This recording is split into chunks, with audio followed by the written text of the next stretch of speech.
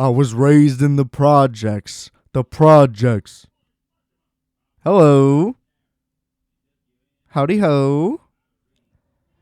'Tis I, Adam Pecora here, and welcome to Requiem for a Tuesday.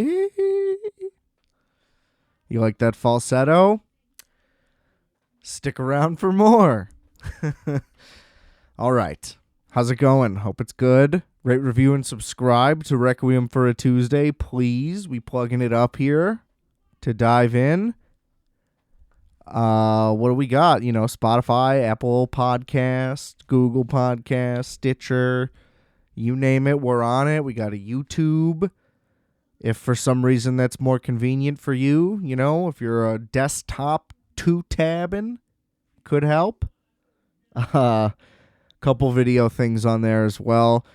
Check out the merch, rfat.bigcartel.com. Got a few little goodies on there at an affordable price, may I add. Check out the music, Multiplex, WolfX, got a bunch of records out there. If you like noise poppy stuff or little dancey instrumental stuff, plenty to go around in those realms. And check out Justice's stuff, Microwave Minutes, still going strong. He's got some new music coming out too. Be on the lookout for that. Everything is linked in the description below. You can follow me on Instagram as well at adam.rfat. All right. So we got a little projecty 2-for-1 here, which is exciting. This was prompted by the Rewatchables doing the 10-year Project X. And I thought, you know what? That movie is a lot of fun. I've always liked that movie. Let's do that. And I was like, you know what else is fun and weirdly also kind of similar in a found footage-ish realm? Is Project Almanac. And then you get the little name thing. Wouldn't that be fun? Sure. They're both very underrated, I would say, in multiple ways. Now, I said Project Almanac was in the found footage realm. It is a true found footage movie, whereas Project X is more in the realm, and I guess the realm is where they are similar, right? Because I don't know if Project X quite qualifies. I mean, it is all done with a handheld camera, and it is clear that a character in the movie is filming at all times. But it's not a found movie in the way of Cloverfield or, like I said, Project Almanac, where it is being done as I don't know. Kind of talking myself into saying Project X definitely is one.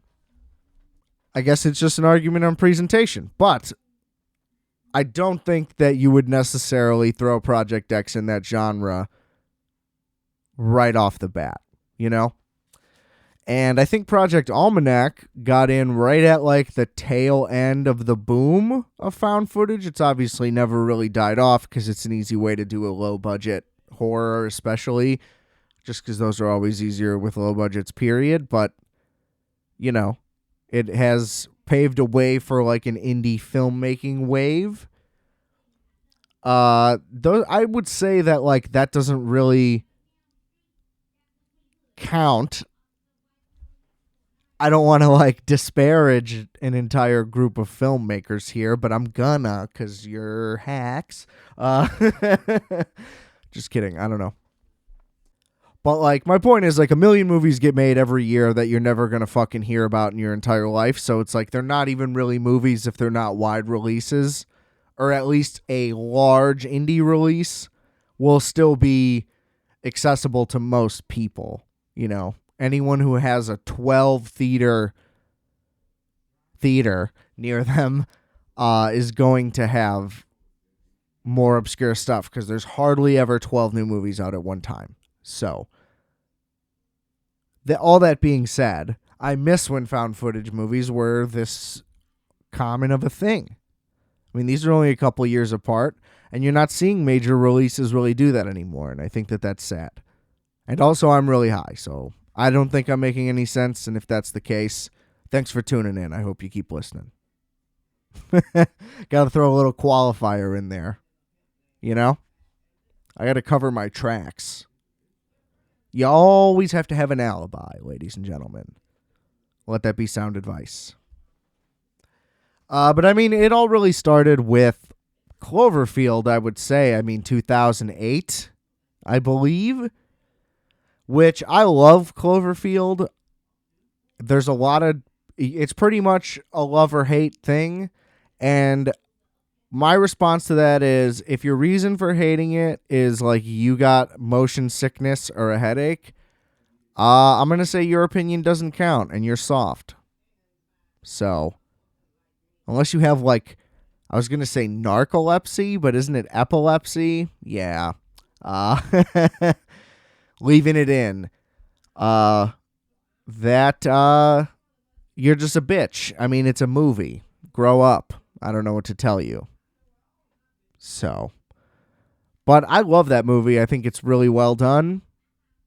And it was genuinely terrifying in the theater, for sure. And it works great on rewatch. It's perfectly fine scaled down because the whole thing was it was made on like a really shitty mid-2000s camera. So, fantastic. Fantastic. And then another peak, probably with Chronicle, which I think was like 4 years later, right? Did Chronicle and Project X come out in the same year? 1 second.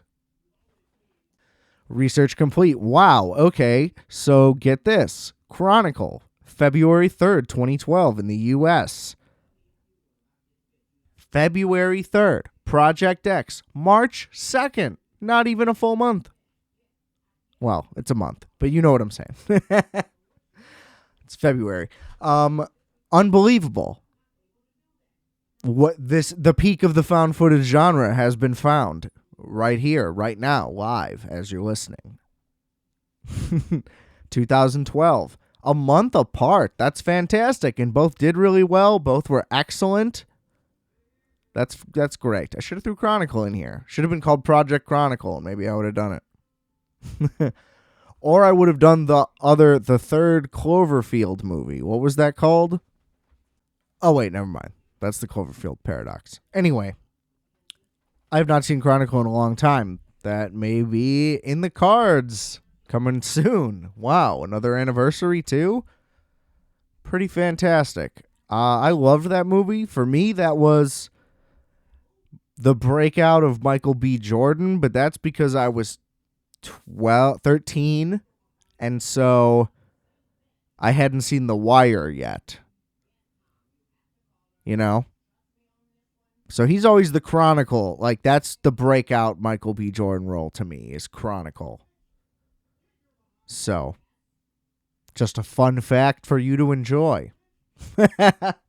When you write me a letter, please let's talk Chronicle. Hit me up. So we're going to do Project X first, because I actually watched that last night, so that's a little more fresh in the brain. This movie is an absolute rocket ship. To somewhat of a fault a couple times, but mostly to a huge benefit. The soundtrack is unbelievable. Just banger after banger after banger.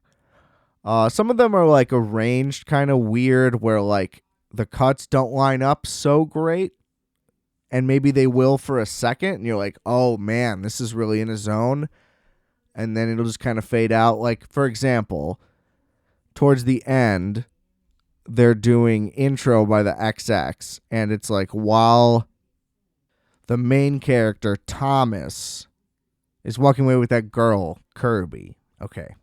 Can't believe I remember their names. I'm sharp.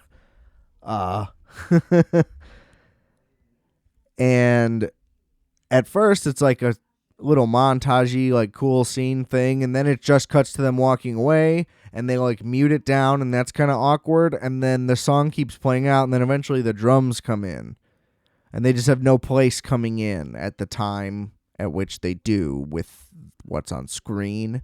So that bothered me a little, and there's a few moments of those that happen. Animal Collective, though, gets in there for a second. My Girls Still Had Legs in 2012, came out in 2009. Love that. Great for them, I'm sure. That movie made a lot of money. I don't really know how that works, but, great for the royalties. Good for you guys.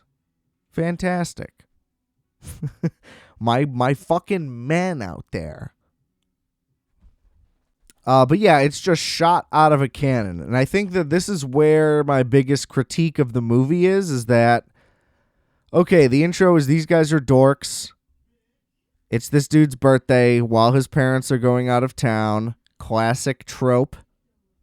And they're like, okay, how do we get people to come to this party? How do we do something cool? We just want to be cool one time. I believe it's their senior year towards the end of the year, which would make sense. And they're like, all right, we'll throw a banger. And it starts, let's have 10, 20, 50 people come. That's what it gets up to. And of course, as you know, 2,000 people show up.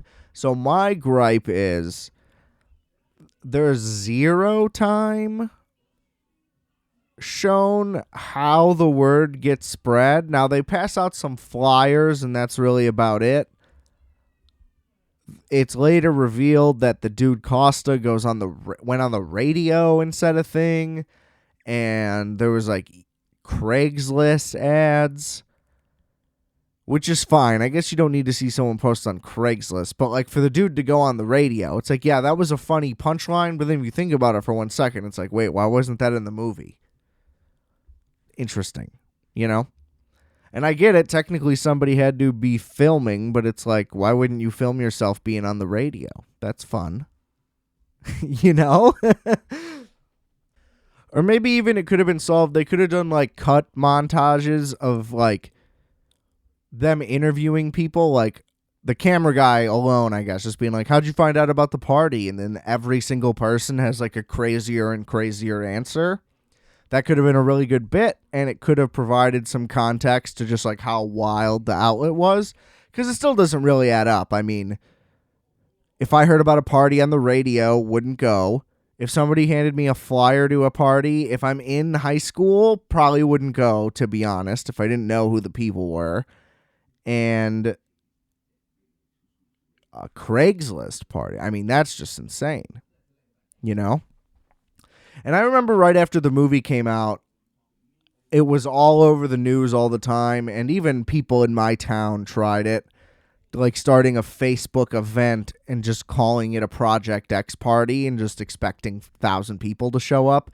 And some of them would actually like get thousands in attendance, and like cops would like shut them down prematurely and stuff like that. So people didn't really understand how to utilize that correctly at all. They didn't learn anything from the movie, which they did not make a Facebook group party invite in.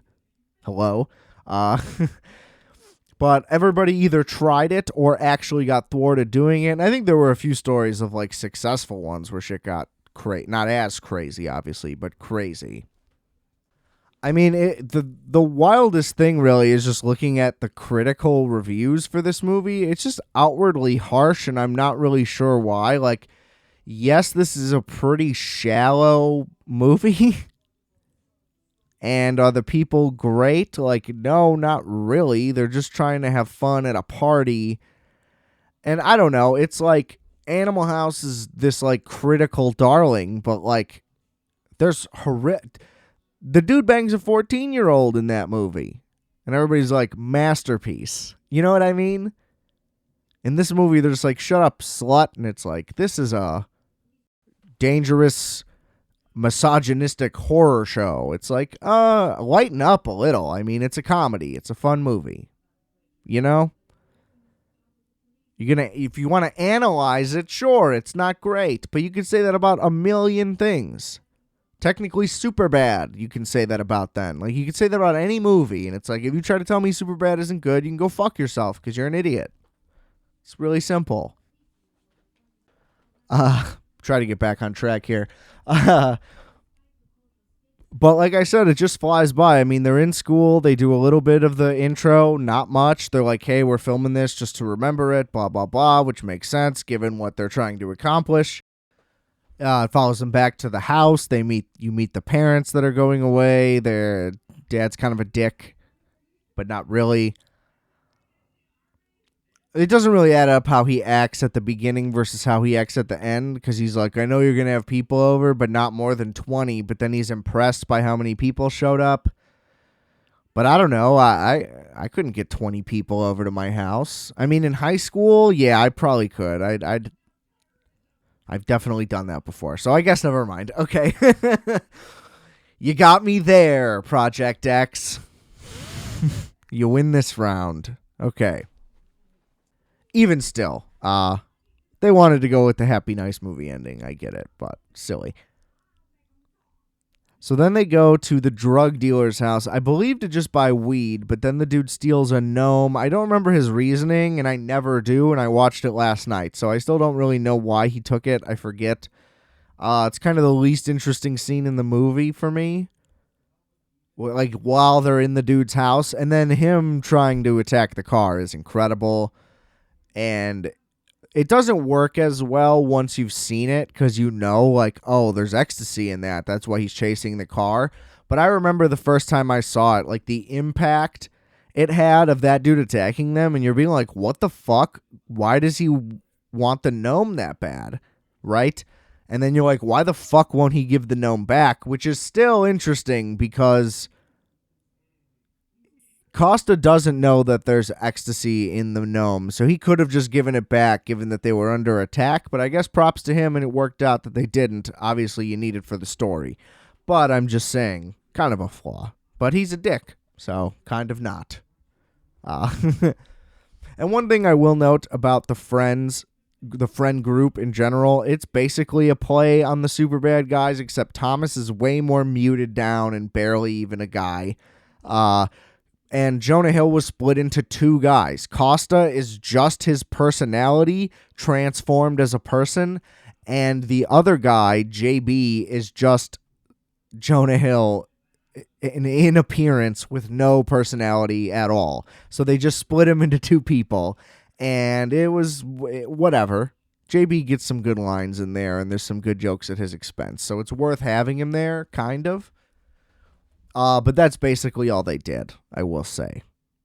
Which, hey, great flick, so I guess you could rip off something worse. But I remember it being very apparent even when I saw it. It was like, oh, this guy's just trying to be, Seth from Superbad, and it's not working. But he does his own thing for the most part, and he ended up on Californication and Red Oaks and stuff. Bit of a chubby guy. Feel bad for him. It's hard. Hey, I can't keep the pounds off. But I feel like he'd be doing a lot better. Have a lot more work. But hey, do you, boo-boo? You getting that bread, right? Literally. But no, same. So then they run. Maybe I messed up the order. I think right before that's when they run into Miles Teller, and it's apparently more complicated than I thought for people to understand. That his name is Miles Teller because they just chose to name him Miles Teller because it would be easier, because most of the characters don't have names, or at least last names. And the last names were fictional for everybody else, but I guess it was just easier for him to be named Miles Teller. But my point is, they talk about how he is doing like college baseball. So he's not playing himself, the actor. He's just playing a character named Miles Teller. He was not super famous at the time, so I don't know. I thought that wasn't confusing, but I guess it is.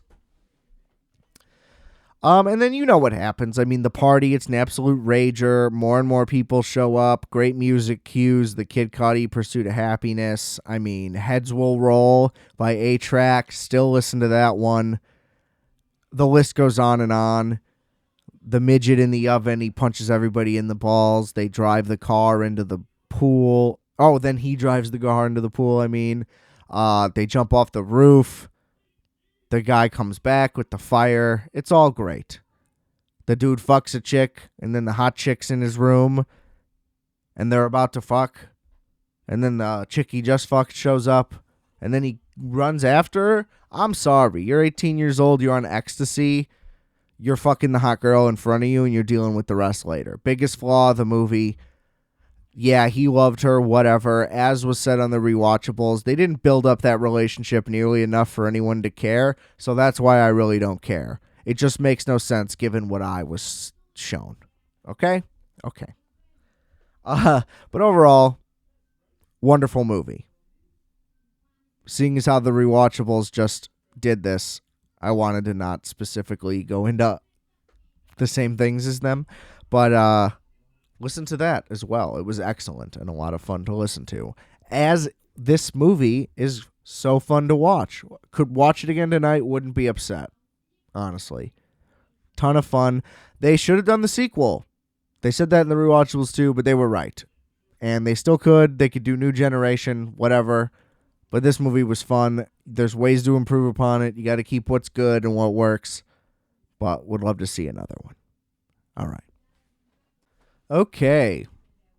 So next up is Project Almanac. You may not be familiar with this one. It was pretty low key. I think it was an MTV Films release. So not like a crazy amount of promo. It wasn't this like blockbuster thing. I didn't even see it in theaters. Actually, long story short, a terrible ex forced me to not see it under the guise that we would see it together, but it was later revealed that she actually just did not want me to see the movie. I don't know what that was about, but isn't that crazy? Okay. Good times. Good times. Anyway, I didn't see it in theaters for that reason, but I wanted to very badly. Took me years before I saw it, and I was really upset that I had missed it all this time, because I think that this is a really, really underrated movie. Also pretty poorly reviewed, although better than Project X. Although Project X is probably better edited and shot, because they also do a cool mix of like switching to phone cameras and all this stuff, which they would do even better now because of the quality and all that, and drones and stuff. So it looked better, and it had a million cuts. So, again, listen to the rewatchables, because they talk about what the production was like, where they basically just partied and had everyone pull out their phone and film what was going on, which it looked like a real party. It 100% was. So, yes, Project Almanac was better reviewed. I would maybe say that X is still a better movie just all around, but Almanac is trying to do a lot of cool stuff. And this is almost like the stuff where the ideas are better than the movie. Although they're better executed in this movie than the stuff. So the basic premise is they intro it well too. This kid is basically a genius. He's trying to get accepted into MIT. And he does get accepted via this like really cool drone thing he built. And they show it at the beginning. And he doesn't get a financial aid acceptance thing, and his mom's like, we're going to sell the house so you can go to MIT, and he's like, I don't want you to sell the house, and she's like, too late, I'm selling the house. Now, my thing is, like, if you're going to MIT, like, you can go to MIT because you got into MIT, you take out the loan, bud. I mean, you got to eat it, okay? I fucking paid $50,000 to get a computer tutorial. Basically. I mean, what are we talking about here? So that was confusing to me. I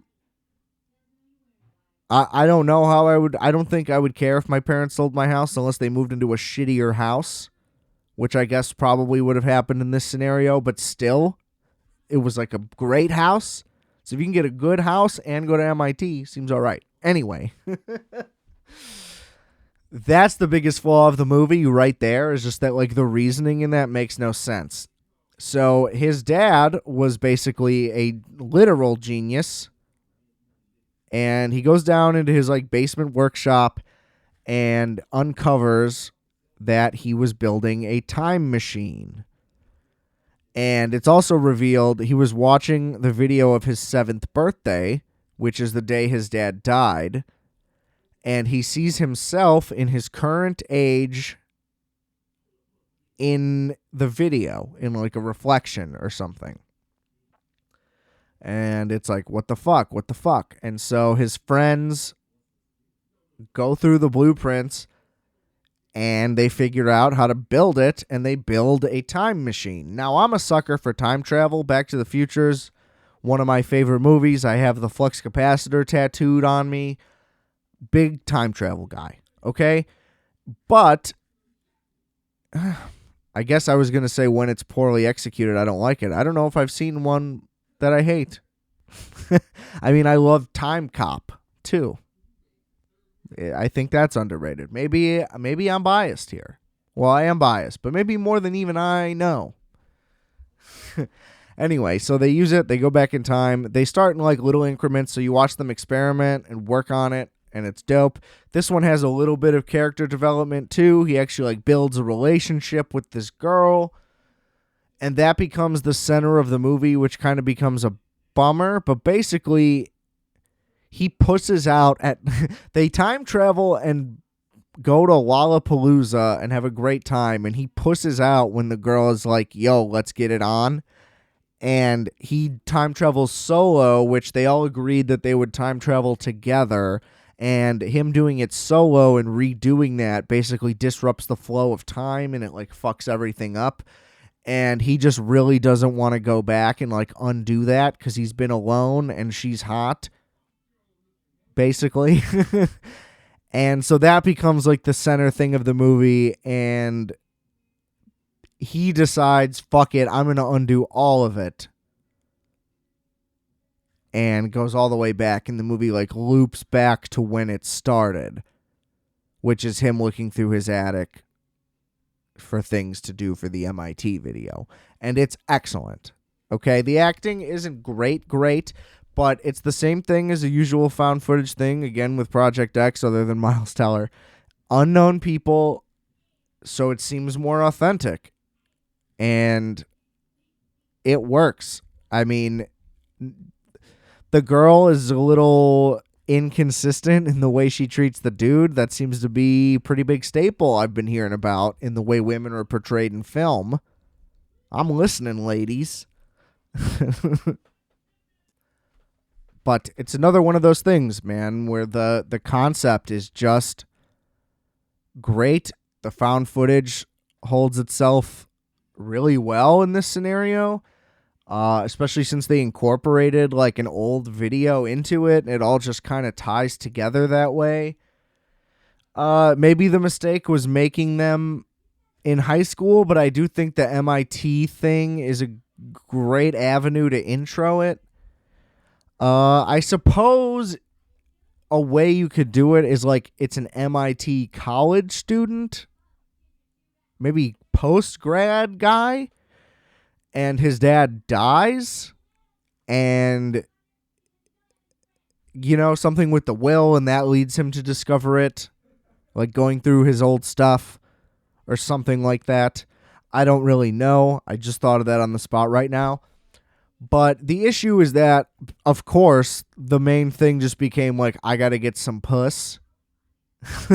And I don't know if that's the right approach, but that's what would happen. Like, it ultimately is a pretty realistic movie that all they try to do is party and have fun. And then when the dude gets rejected, he's like, oh, wait, no, we're going to change this, you know? Now, they did say, like, it was, like, a thing of, like, the fabric of time and all that. They weren't trying to go back, like, 70, 80 years and kill Hitler and, like, try to do shit like that. They were, like, you know, we're not even going to push 10 years. And that was the max thing they wanted to do, which is how he ends up at the 7th birthday party. Blah, blah, blah. You know? So it all, like, makes sense with what they were trying to do. But it's like, of course, that's what kids would do with it. So I do think that that's valid. It is probably less interesting than it could be, you know, but they could have went the like super thriller route and made it like a Butterfly Effect or something, which I think is also in some ways underrated, but it's pretty bad. I don't know. I loved it. I think you should watch Project Almanac. I think it was $3.99 to rent on YouTube. You know, you got it. I know you do. You got a fucking $800 phone to listen to this, so check it out. If you like time travel, if you like found footage, if you like any of that stuff, it's not like super sci-fi or science-y either. Like, obviously they're all smart and shit, but it's not like a technical movie or anything like that either. So it's just another good time. A little longer, like it was maybe an hour 40, I want to say. It could have lost 10 minutes somewhere in there, but overall, a great time.